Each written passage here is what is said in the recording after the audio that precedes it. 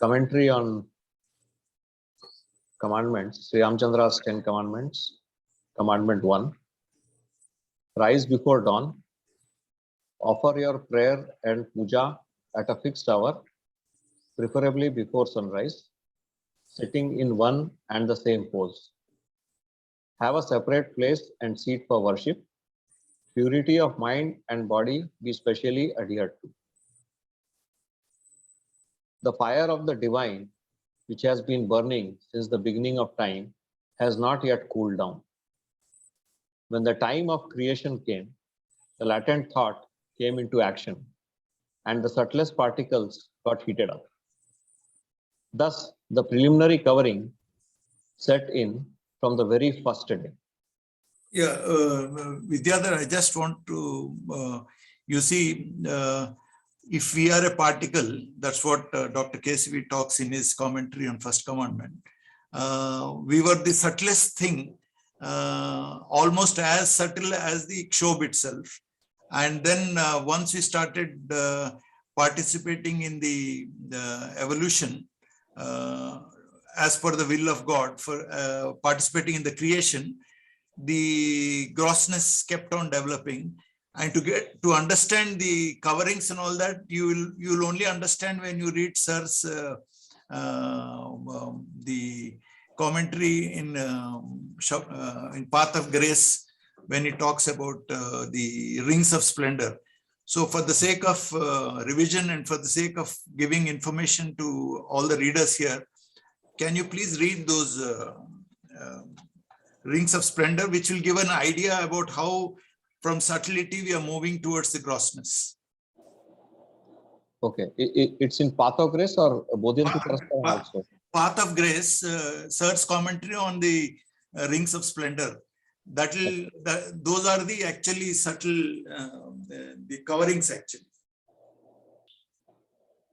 Because when he is using the word coverings are setting up, we should understand what is those coverings. The coverings are nothing but grossness, and grossness is also such a grossness that we should have at least an intellectual idea of what the grossness means.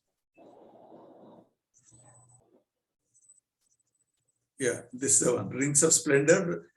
Actually, we'll tell you how when the fire has started, when a particle which we were coming from that Kshob itself, when we left that show, the connection is maintained, but immediately how the grossness kept on developing when we are moving away from God, actually. Yeah. Should I start reading it? You start reading it, yes. Okay. Rings of Splendor. The 7 rings of splendor are not described by the master. He calls it indescribable. But yet, by the grace of Master, the nature of these rings are revealed, though very vaguely, to the author. The rings of splendor are regions of the original manifestations of the Kshob. This is the idea, you know, the original manifestations of the Kshob. That means when a particle is moved out, that means like our consciousness has come out from that. Those are the coverings, or the coverings of grossness which are established in us. At this stage, they are only latent motions or vibrations, which later on take more concrete forms in the realms of the mind region and the heart region. My meditations on these realms were long, and the predominant theme was on what Revered Babuji Maharaj wrote in Efficacy of Raj Yoga in the context of central vision. Thus, as a result, the solar system and everything in the universe is complete.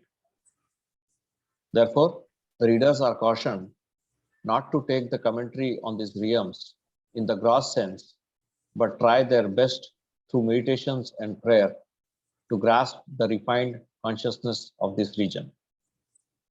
The realm of splendor is a realm of supernal happiness, refined bliss, and unmanifested beauty.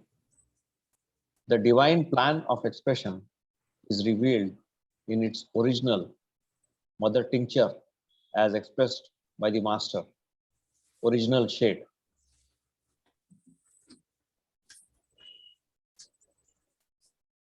The experience of the author in this realm is the only reason for the commentary, and he can only convey his humility and place the matter for the readers to verify the same. He begs forgiveness if he is not clear as they would wish him to be. Perhaps this is the first time such an attempt is made. These experiences were never analyzed earlier. For that matter, perhaps no such experiences were mentioned in other systems. It is my master's grace alone that makes it possible to write anything in this matter. The origins of the zodiac are here. The manifestation, which starts from the base or center, first expresses itself as grace of the master or love. This is the state of unadulterated joy. The gross manifestation is the joy of the child which has no barriers. This is the beginning of the solar manifestation in its superfinest form. The beginning of the divine Leela or drama. The sunny smile has its origin here. This is the region of Ushas, the dawn of the reality. Experiences at this level do not have even the little heat that is experienced during Arunodaya, early hours of the day, sunrise.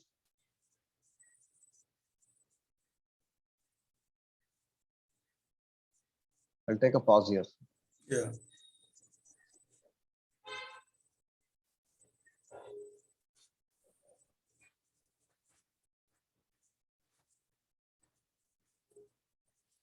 So here he's talking about the heat and Babuji, heat of the divine.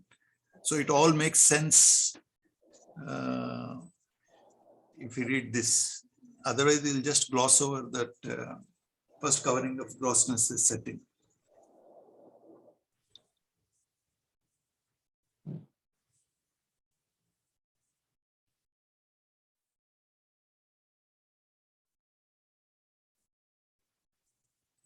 Okay, it's people can watch this diagram themselves, but he'll be described about it later.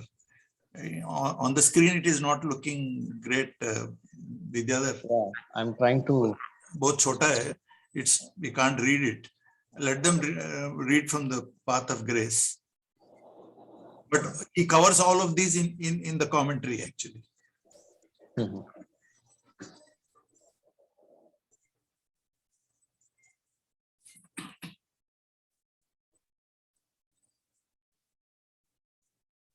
So we'll go ahead now. Okay.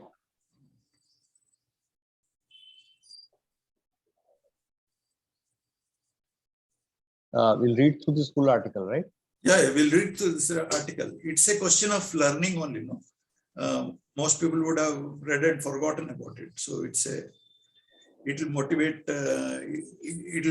us to know that we are of that nature, of that splendor actually. Yeah. The feeling at this stage is a sense of immense joy at the remembrance of the master. There is nothing but a faint remembrance of the master. Yet there is immense joy, the immensity of which is known to the heart only and is not measurable in any sense of the term. The splendor here is the joy of absolute ignorance. The second ring of splendor from the base relates to the aspect of moon. It is the refined expression of that Mahat. This is origin of form and number.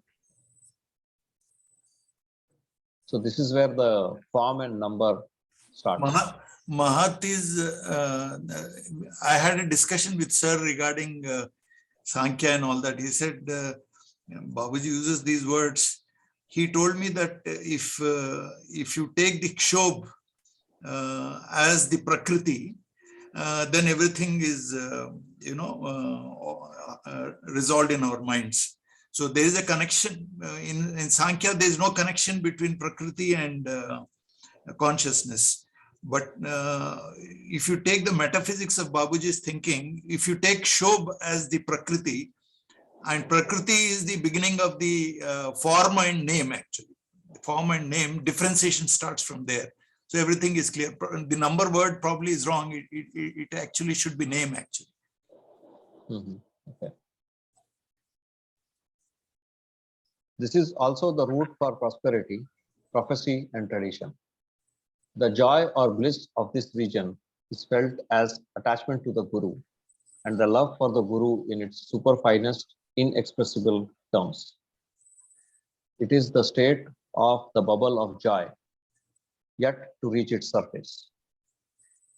The soap bubble that is emerging from below the sheet of water is the closest example we have. The feeling at this stage is the joy arising out of the awareness of the all-pervasiveness of the Master and the splendor of his omnipresence deeply experienced in the heart. It is not any sensory awareness of the expression of divine manifestation. Experience of the divine. Sorry, it is not any sensory awareness of the experience of divine manifestation, but an awareness at once intrinsic and instantaneous.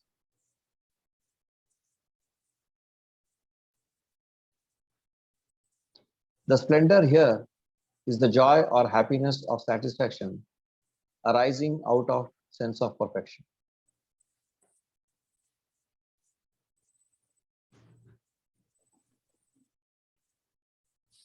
The third ring of splendor from the base relates to the aspect of Guru. The formation of first coverings of the identity or the beginnings of individuated consciousness at its superfine level. This is the stage of manifestation of man. The struggle of manifestation of man is the beginning of the holy war with the divine. This is from this stage, the individuated consciousness develops love of itself, and this bliss is the root cause of the later developments of ego. The crossing of this region and entering into the second one is an impossibility without the divine intervention and Guru's grace.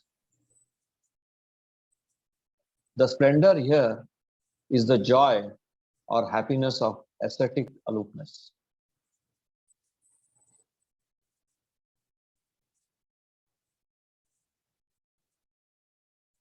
The fourth ring of splendor from the base relates to the aspect of Mercury, Buddha. The first lessons or jnana are experienced and immense joy is felt. Of course, this is all not conscious, and it is reminded again that these stages are all in the realm of jnana-hinata. The point to note is this is the root cause of all jnana that is acquired later. Because of the attachment to the joy or bliss or splendor of this jnana, later the soul tries to acquire and accumulate jnana and also feel proud of it. The ring is also the beginning of Veda. We do experience bliss, which is tinged with the awareness of vibrations, that is, motions behind the Omkara. Process is not there of any type in the normal sense of the term. The splendor here is the joy or happiness of siddhi or awareness of competence. This may be taken as a joy of awareness of the summarization of knowledge gained through that knots, a fine inversion of the stage at knot 12.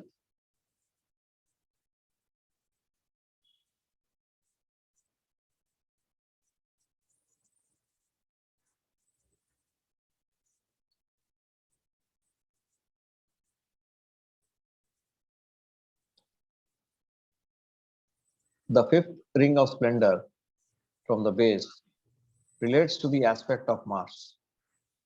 The actual manifestation of the zodiac starts here. The Mesha, first sign of the zodiac, is born. Activity at its root level takes shape. The joy of spring at the super finest level is experienced. There is enormous enthusiasm and bubbling with energy that is experienced here. The splendor here is the joy or happiness of bhakti. The original state of bhakti, which gets inverted over twice before expressing itself in Natvi.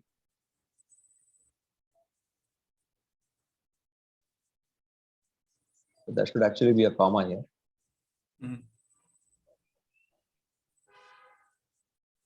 It's okay. The sixth ring of splendor from the base relates to the aspect of Venus. The root cause of beauty for the first time gets experienced. The beauty of harmony, Laya, the beauty of orderliness, Rutam, the beauty of Raga, Tala, and Gita is experienced here. The music is not heard, but is felt deep within. The origin of womanliness starts here. The man gets united with the woman, and the Gemini is born. The splendor here is the joy or happiness of worship. In worship, the divine is not as intimate as in bhakti, in as much as the divine has already got distanced itself from the aspirant. This is a fine state which gets twice inverted before expressing itself in not two.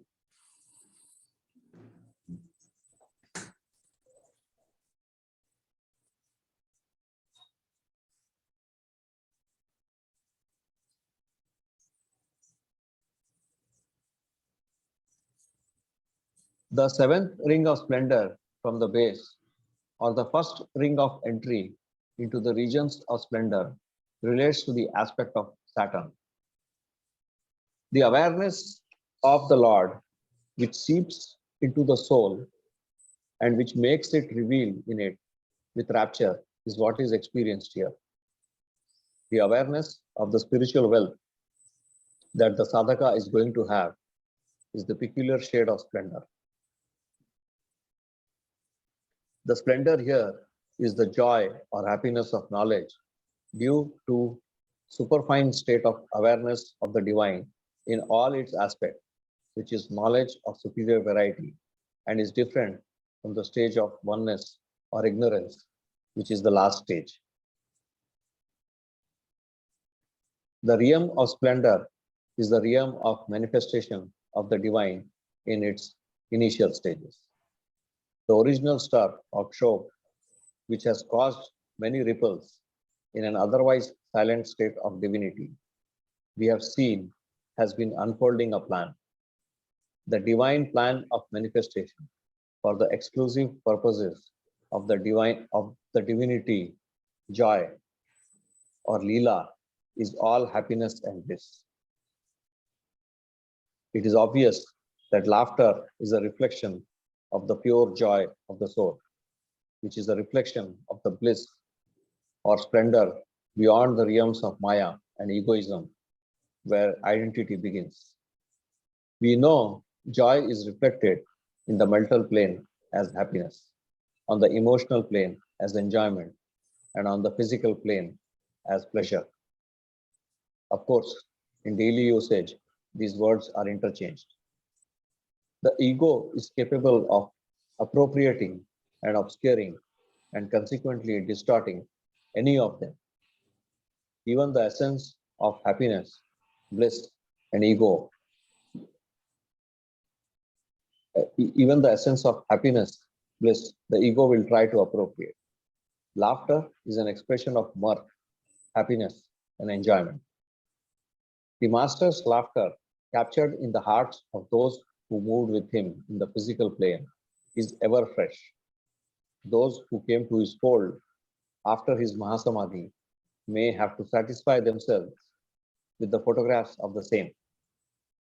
For a person who has crossed all levels and living in the ultimate consciousness, it may appear to us a bit odd that he should be mirthful and joyous.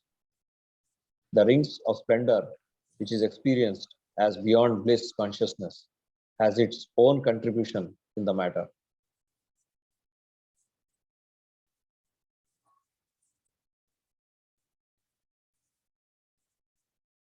The ahankara distorts in the unevolved the wise Saturnian smile to a saturnine, sardonic, or even satanic laughter. For the discerning, the difference is obvious. Similarly, the loving smile of Venus may become an irritating erotic giggle or a jealous sneer or turn into an uncontrolled fit of hysteria. Likewise, the victorious self-laughter of Mars may become a mere guffaw, a spiteful laugh, or a vulgar demonstration of ego triumph over others. The spontaneous, pure sense of humor of Mercury may turn into a conventional grimace or the grin of the boar. Even so, the jovial laughter of Jupiter may turn into scornful roar or the frightening grimace of the dictator, and the smile of realization and wisdom of the moon sphere into a mad howling of a lunatic. But there is no possibility of the bliss, mirth, and consequent laughter of the realm of the first ring from the base. The realm related to the dawn or the origins of solar manifestation, getting adulterated by ahankara.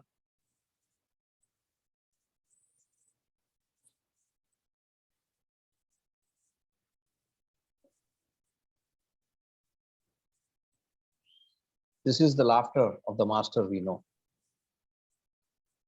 It is with that the author noted how surprising is the laughter of the man, was he, whose inner life is not understood by many who moved with him and perhaps was considered to be a fool by many. Possibly he was a fool. Possibly he was a divine fool, with the unconcerned sunny laughter of liberty, amused by the play of ignorance and God forgetfulness, smiling at the beauty of life, inexpressible in any other way than the signs of joy and bliss.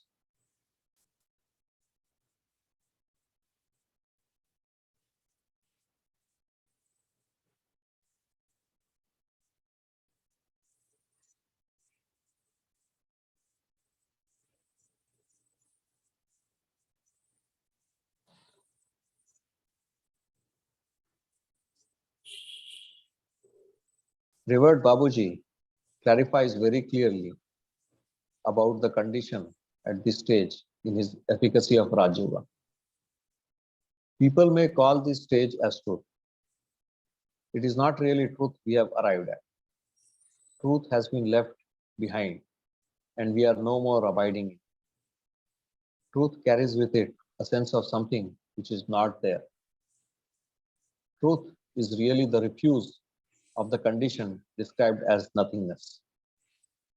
To make it more clear, I would add that generally people admire truth as it appears in the form of consciousness. Consciousness is not our goal. It is only a toy for children to play with. We have to reach a point where consciousness assumes its true form. That is what it ought to be. We have to make a search for the mother tincture from which medicines are usually prepared. We are searching for the potentiality which creates consciousness. And if that too is gone, we find ourselves on the verge of true reality, pure and simple.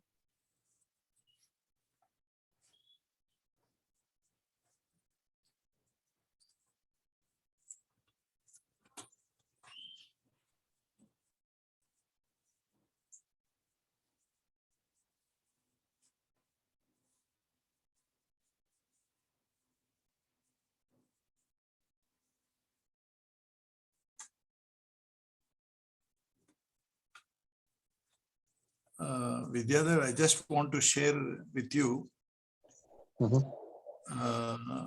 Actually, myself and Janardhan and Shatari used to visit sir every day afternoon to discuss about the Urdu translation into English. We had certain queries about or certain gaps in our understanding about this commentary. And whenever we asked sir to clarify or give his understanding, he would simply go into meditation, and after 2 minutes, he'll come out and write on the blackboard and explain the point. And then we used to feel satisfied. And he also suggested that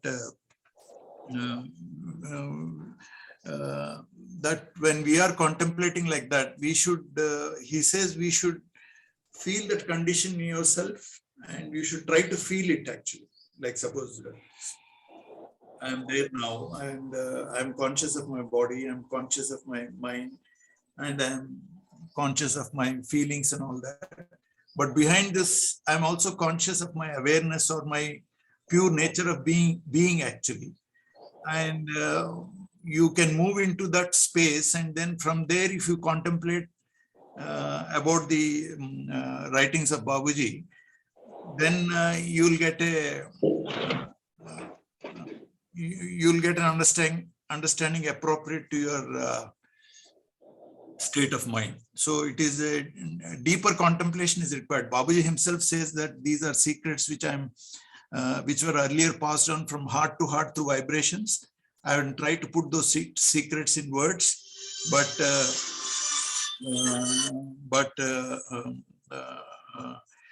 you try to ignore the defects of the language and try to grasp the spirit of what I'm trying to say.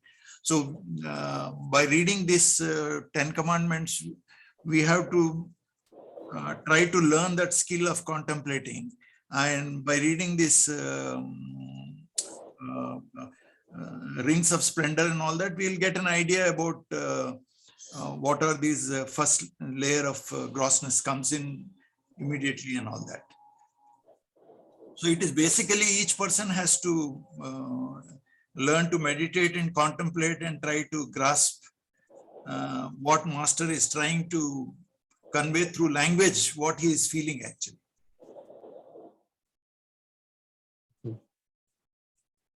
Yeah, now we'll go back to commentary.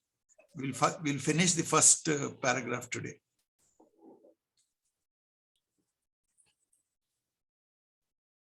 Thus, the preliminary covering set in from the very first day. Its intensity went on increasing, adding wheels after wheels to it. Grossness began to develop by the effect of the growing intensity of the vibrations. The action of every particle started and went on multiplying till the reality was completely wrapped up within, like a silkworm in the cocoon. In other words, only the white shell of the egg remained open to view, while the reality within was lost to sight.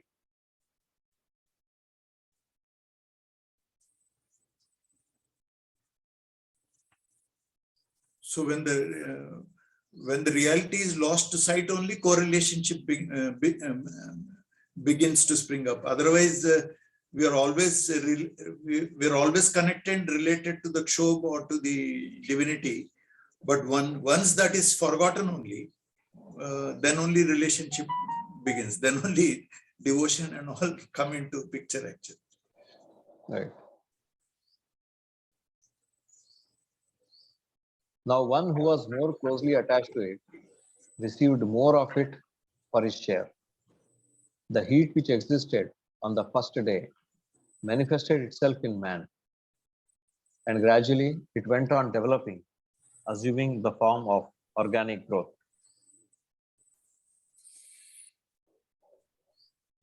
Every particle got affected thereby, absorbing its due share of it.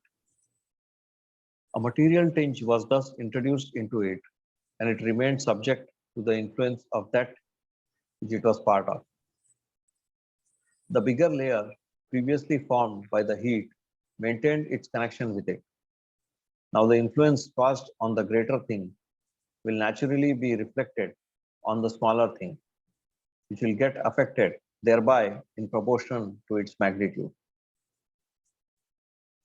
All things being subject to external influences are affected by the rays of the sun in accordance with their capacity.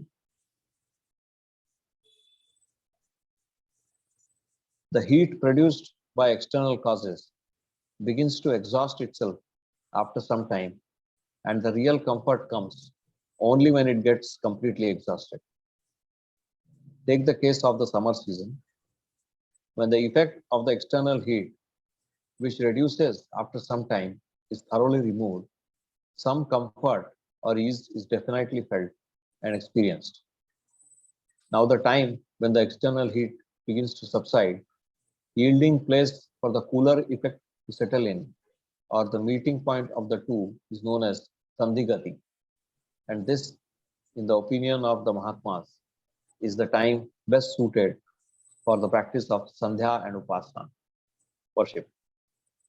This Sandhya is the time of the advent of that which is opposed to heat, and it can be that alone which existed prior to the generation of heat at the time of creation, and which is in close conformity with nature.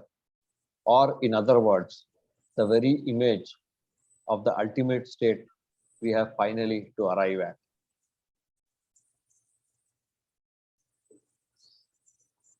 Thus, the point we start from is the very point which corresponds closely with the destination.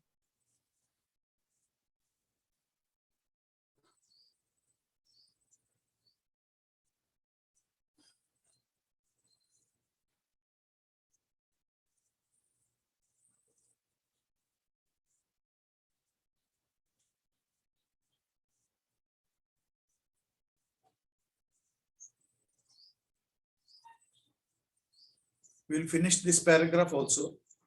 Then it will be one. Okay. Importance is also given to Sandhya at the time of noon, thumb.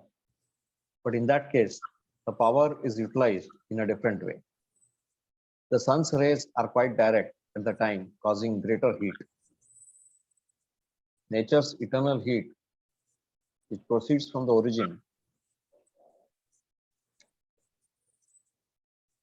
is also attached with it. Thus, indirectly, we connect ourselves with the ultimate power through the medium of the material heat and secure closeness to it. This continues till the time when the heat begins to subside and we draw the fullest benefit thereof. Now, the time that follows will enable us to have a taste of the condition which comes next, helping us to acquire still further closeness. The sages have therefore advised Sandhya at noontime too.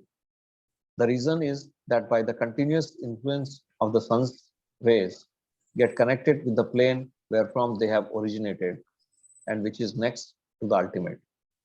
Since the rays of the sun are closest to the perpendicular at noon, the effect brought about by them is more direct owing to the nearness. The heat which seems to be coming from the sun is in fact the heat of the particles. Thus, if you meditate at noon, our thought gets unconsciously attached with the center or the ultimate. Putting it in a different way, I may say that in order to solve a problem, we often assume the answer first.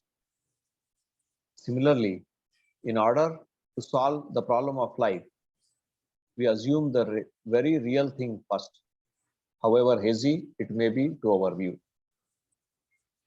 Because on arriving at the last phase, the cognizance of the previous ones is often lost.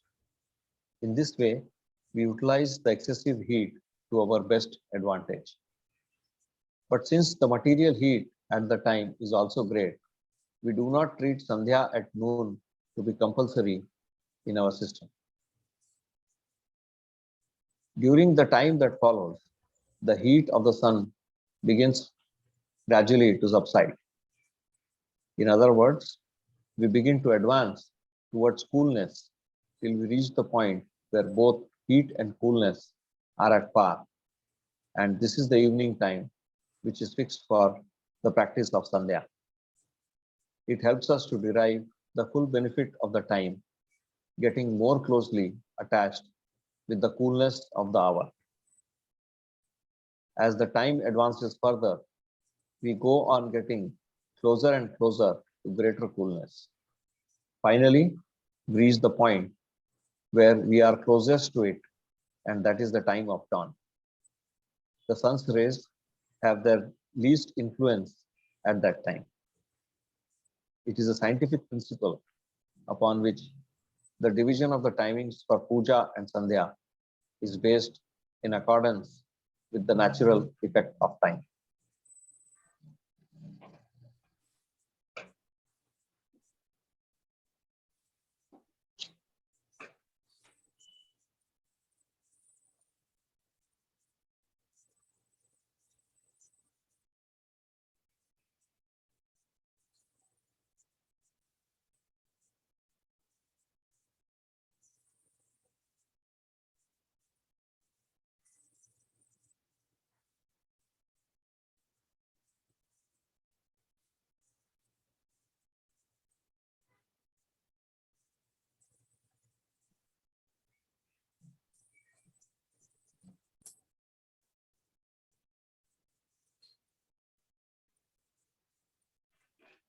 We'll read next time, Vidyadhar.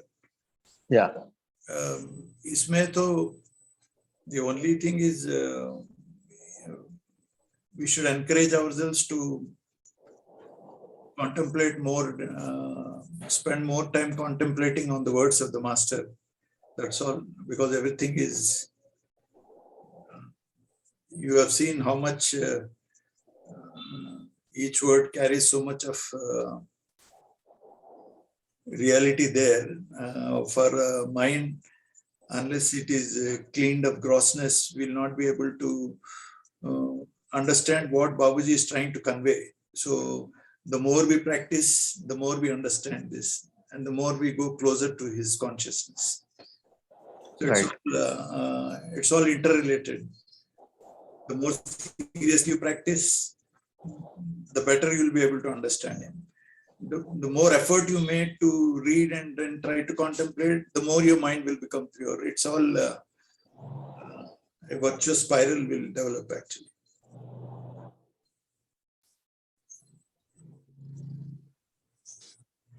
There is this one line, sir. Sir? This says the heat which existed on the first day manifested itself in man. What do you understand by heat? So is it like in a way? नहीं, आपको क्या? Are we talking about creation of knots here? नहीं, आपको when the fire of divine is, what do you understand by that? I mean, what ideas come into your mind when you see? Yeah, this is what I'm trying to say. Like when he talks about a man, So normally the picture comes in mind is that of an organic structure of a man, organic form of a man. But I believe probably here the formation of knots is being talked about, and then later on development of organic growth around it. What do you mean by कुदरत की आग जो रोज असल से जली है अब तक ठंडी नहीं हुई? What is that आग he is talking of? And you will understand if you contemplate, and that gives rise to the whole manifestation of the whole universe. And man is also part of the cosmic structure, no? So whatever is there in the universe is represented in the human being. And these knots are actually batteries of power which control, which are connected with nature also. And each element is connected with our human body, like the water, fire, air and all that. They're all, we are a replica of the universe. So we are not separate from the universe, we are embedded in the universe, and all this manifestation or creativity or Leela has developed because of the fire of the divine, which is, or because the Shobh has come, in that Shobh the thought of creation was there, and that is also present in us. So as a result of this, these knots have formed. And the knots are connected with all the elements which are present in the Panchabhutas, which are part of the Prakriti also. So that you will come to know if you contemplate actually. You try to ignore the problems which are inherent in language and try to feel that feeling in your being actually. So language actually is a problem. But since there's no other alternative, he is trying to put it in the language he knows best. Right. So because the moment we think about it, it will form a concept actually in our mind. And concept is again a chitta vritti. That's what Dr. KCB also says. Yoga is the final thing which will give you liberation. Even Jnana Yoga, he criticizes, though Vedantic people say that Jnana Yoga will also help you realize God and all that. He says Jnana or understanding is a vritti, which is, that means you have not transcended that vritti. So even a concept in your mind is an impurity which will form a wheel between you and reality actually. So finally, your mind has to be completely tranquil and completely silent for you to grasp what Master is trying to say.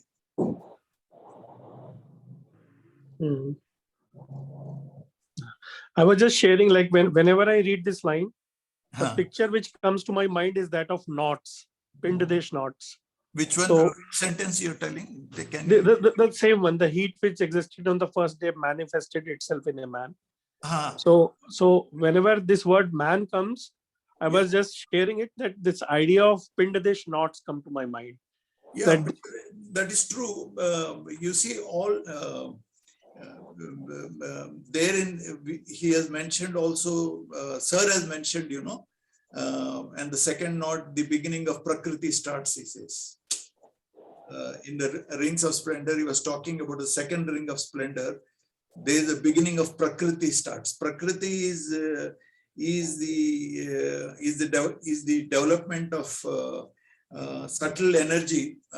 Matter also, before, if you think of Big Bang, before the whole Big Bang is now almost everybody agrees that it has taken place because of the fast receding galaxies away from us. So if you can do a thought experiment and think what was the state of mind before the universe came into existence, you will end up in that Big Bang idea.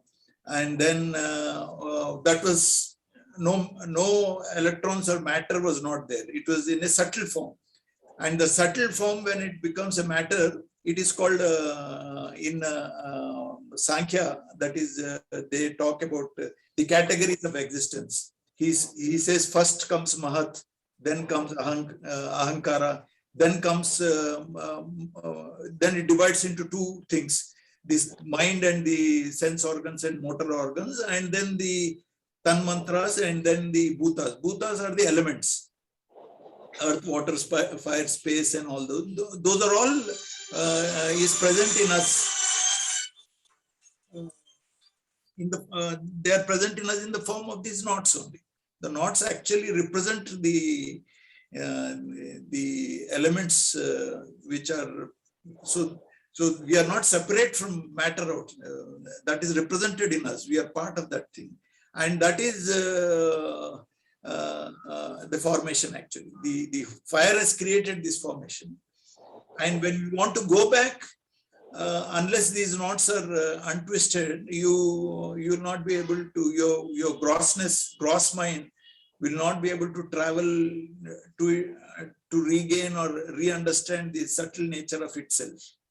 So there Babuji's greatest work is, because of his pranahuti, is able to untwist those knots, make your passage smooth, make wisdom unfurl in your consciousness. It is not your effort, but because of his transmission, the understanding, I mean, just like a flower which is opening up, the understanding opens up in your consciousness. Otherwise, there's a lot of struggle. Classic yoga, people have to struggle very, very hard. They have to practice yama, niyamas, which are impossible to practice. Unless you have grace of God, you will not be able to practice truth and ahimsa and all that. Mhm. Right. You can watch yourself. It is so difficult to practice all these yamas, satya, ahimsa, asteya, parigraha, brahmacharya. It is, I don't think any person is capable of doing it. Unless he has the grace of God, it is difficult to practice yamas.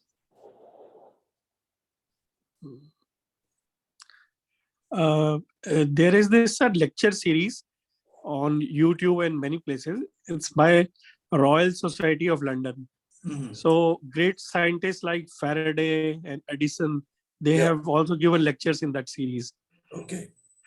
So recently I was watching a lecture on quantum mechanics. Uh-huh. They also corroborate this fact, the very first line, the fire of divine which has been burning. Okay. They say when this, after Big Bang, this manifestation happened, Okay. the whole manifestation was a big ball of fire. That is what they say. It was a big ball of fire, and through their data analysis, they have created a picture of it, where they show the whole universe as nothing but like a lot of fire at different places. Like it's a big ball of fire they're showing. And then they say over these billions of years, it has cooled down and matter evolved and other things evolved out of it. So I think, Atul, we cannot correlate with that research. This is not the material fire, right? It's like, in my understanding, it is the force of manifestation. they also don't say it was a material. It's more of a force of manifestation, which I understand is, we are calling it as fire of the divine. So the force of manifestation has originated from the divine, and that has not gone back yet. From a physiological point of view, suppose I had my breakfast and that breakfast is broken into proteins or carbohydrates and fats, and that glucose is converted into energy by mitochondria. That life process is happening because of the fire of the divine. In fact, one of the function of the prana, which is nothing but rajasic guna of this power of prakriti, is called samana. That means it's a fire of digestion. So it is not a material fire, but that power helps us to breathe. That power helps us to circulation of the blood and all that. Power helps us to release energy from the glucose, and then we can move, or I can talk. My vocal cords have to move, the muscles have to contract. So that is happening because of the life actually, and that is fire. It is not a equivalent to material fire, but then material fire cannot exist without the divine fire, which is which all of us are lived experience in all of us actually. It's a we are living that fire actually, and that fire, the heart is beating. That's a living manifestation of the divine fire actually. So all of us are in that. We live that thing. It is in us, but only our mind has to become pure to grasp what Babuji is trying to say. It is nothing external or nothing which cannot be felt or which cannot be understood actually.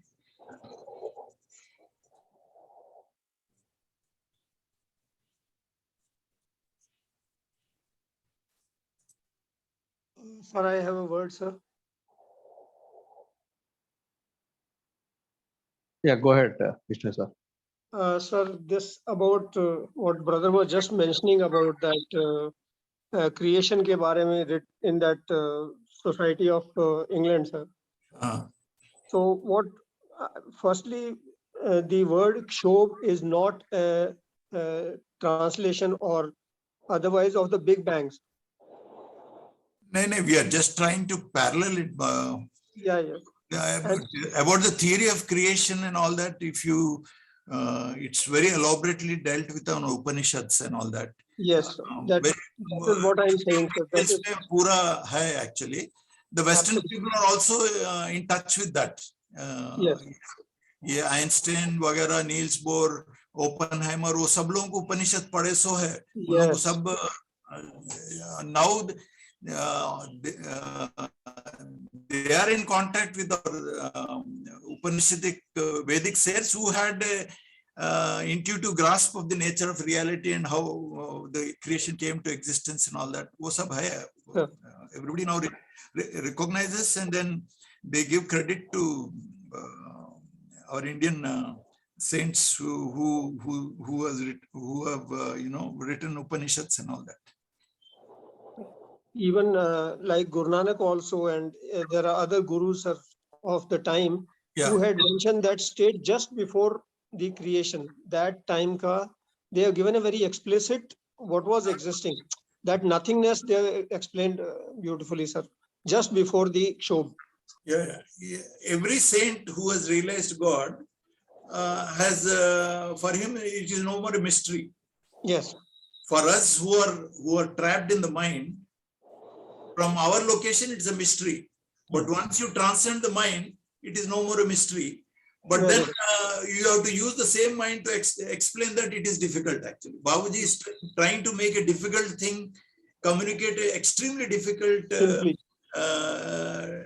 trying to convey through language, actually. He himself says, it was only passed through vibrations only, from heart to heart. I'm trying to put it in language. So that's the thing. For our benefit, he is trying to make an attempt to write this commentary, actually. Yes. Thank you.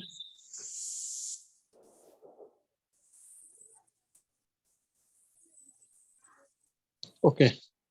Should we conclude then? Yeah,